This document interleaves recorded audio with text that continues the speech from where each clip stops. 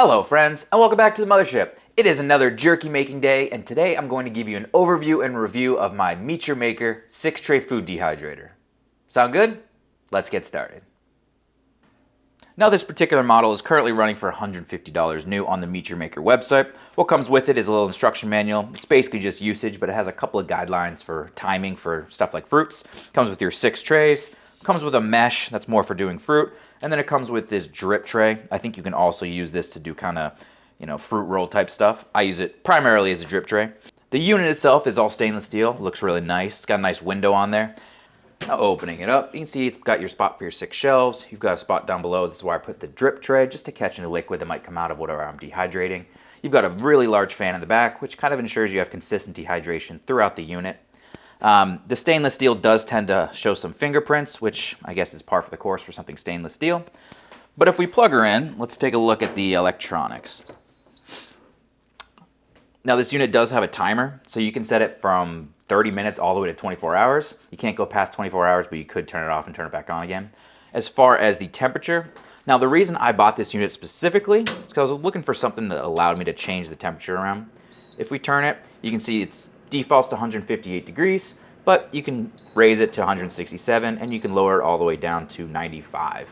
What is a little strange about this unit is you can't specify down to the individual degree or even increments of 5. It kind of goes in like increments of 9 and then 10.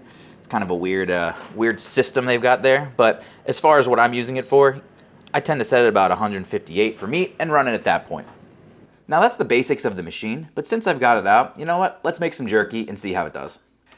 Now I have here some venison steaks. You can obviously use beef if you want, just make sure you pick a lean cut, but I have lots of venison, so we're making venison jerky. First thing, I'm going to pull out the bone here because we're obviously not going to eat that. And then I like to pull out any silver skin, anything gross that we're not actually going to want to use. So like on venison, you have quite a bit of it. I'm going to pull this off real quick. Okay, now when you're making jerky, especially not ground jerky, you want to make sure that your thickness is kind of consistent. That allows everything to kind of dry out at the same rate, and it's fairly important because if it's too thick, it might not dry out completely, and then you've got an issue. So there are a couple of different ways to do that. What we're going to try today is a jerky slicer. This is one of the cheapest things I found on Amazon. Basically what it is it's just a little spacer on this metal piece, a little slit for a knife, and you clamp it on top of the meat and run a knife all the way down, and that'll make every single piece be of even consistency. I will have a link down below to this product if you're interested in giving it a try. And as far as knife, I'm going to use a brisket knife because this is a nice long knife, and it's really sharp. So let's give this a try.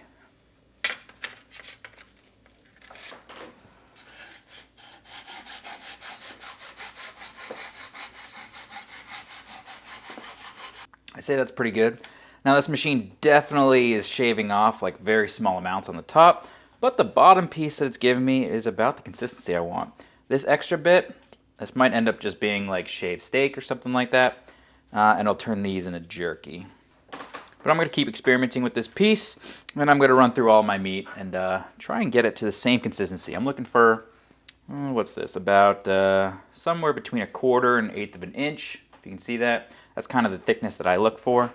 So I'm going to do that for all this, take all the shavings, and like I said, probably use that for some shaved steak, or in this case, shaved venison. Now that all my meat is in a nice uniform thickness, these are all of my, my shavings. Like I said, I'm going to turn this into some shaved steak. Put that aside. But now that everything is uniform thickness, we want to cut it into the strip size that we want to eat. When you are cutting your jerky, you want to cut against the grain. That way when you bite it, it's going to have a nice tender bite to it. If you go with the grain, it's going to be a lot harder, a lot chewier. So against the grain is the way to go. Basically, you're just looking for the way that the muscle fibers are going. In this case, it looks like that way. I mean, I'm going to cut it like this way. As far as thickness of your pieces, that's kind of your personal choice. About 1 inch kind of works for me. So something like that would be perfect. Then you just kind of want to go through all of your meat this way. All nice and stripped up. Let's just throw them into a Ziploc bag, and then we can get marinated together to get these things on their way. I'm going to start with a 1/4 cup of brown sugar, 1/2 cup of soy sauce, a bunch of dry ginger, about 3 smashed cloves of garlic, 2 tablespoons of rice wine vinegar, a tablespoon of sesame oil, and lastly a 1/2 teaspoon of black pepper. And we just want to get this nice and mixed together, get all of our brown sugar nice and dissolved. And then all we want to do is pour it over top of our beef, or in this case, venison. I just want to make sure that everything gets nice and coated down. Get the garlic deep in there so it's in the liquid so it can start to permeate throughout the mixture. And there. I'm going to leave this in the fridge overnight, and we'll come back tomorrow when we actually want to dehydrate this sucker. Now our venison has marinated for 24 hours, which I think is sufficient. I'm going to get my drip tray in just to catch any liquid that might want to come off of it. So what I'm going to do is I'm going to take each piece out from our marinade. I'll set this aside. I'm going to pat them dry just to get any excess liquid off. And then they're going to go directly onto one of these wire racks. As I fill up the racks, I do tend to leave space. That ensures maximum airflow throughout our jerky and lets it dehydrate better.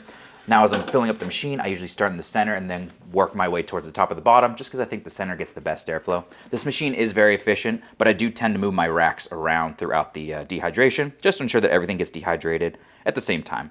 Now I'm going to continue and fill up the other racks, and then we'll come back and get this thing turned on. Okay, so if you're wondering about capacity, this is the 6-tray model. I did about 1.5 pounds of meat, and I took up 2 trays. So you could probably do 4.5. Honestly, if I tightened everything together with just leaving enough space in there to get some airflow, you could probably do 5 pounds. So this machine will do about 5 pounds of meat. If you are looking to do a lot more meat, let's say you're doing a more commercial application, their 10 tray probably makes more sense. But for me, I usually never do more than 5 pounds at a time, so this is sufficient. As far as usage, we are just going to close this up, hit the on button. I'm going to increase the time. I'm going to set the temp at 158, and I'm just going to let it run. This is the temperature I do my jerky at. You could bump it up to 165. I wouldn't go lower, honestly. I think 160 range is probably ideal for jerky. And as far as timing, it really is one of those things where it's done when it's done. I tend to do mine about 5 hours, maybe up to 8 hours, but I'm going to monitor these. So at this point, I'm just going to let it run and let my house smell like delicious jerky. 6.5 hours on the dot, and these are looking pretty darn good. Here's a piece of our jerky. Bends exactly the way I want it to. Looks great. There's no extra moisture in there. I think these are all set. Let's take them out. Let's see how we did. And let's close this review up. Now this pile of jerky right here is looking incredible. It smells incredible. The consistency is exactly how I want it to be. Let's give it a little taste test. Can't beat that. This is exactly what I wanted to do. This dehydrator is a workhorse, guys. It ran consistently at 158 degrees, exactly where I want it to be for 6 hours. And I know I can run it for 24 if I really want to. If you're in the market for a dehydrator, for 150 bucks, I don't think you can beat this one. If you're looking for a bigger one, they do have their larger 10 tray machine. It runs a lot more, it's about 250, but that's more of a commercial size. This will do about 5 pounds, I think. Honestly, it's a really good machine. I'm really pleased with it. If you guys are interested, I will have a link down below to this particular model. I'm not sure if I'll have an affiliate link or not for this, but I will link it down below so you guys can go purchase it if you're so interested. Now, if you enjoyed this video and you want to see more barbecue cooks or just different recipes for jerky, hit that subscribe button, guys, and most importantly, cook some fantastic, and I'll see you back for our regular scheduled cooks next week. Bye-bye.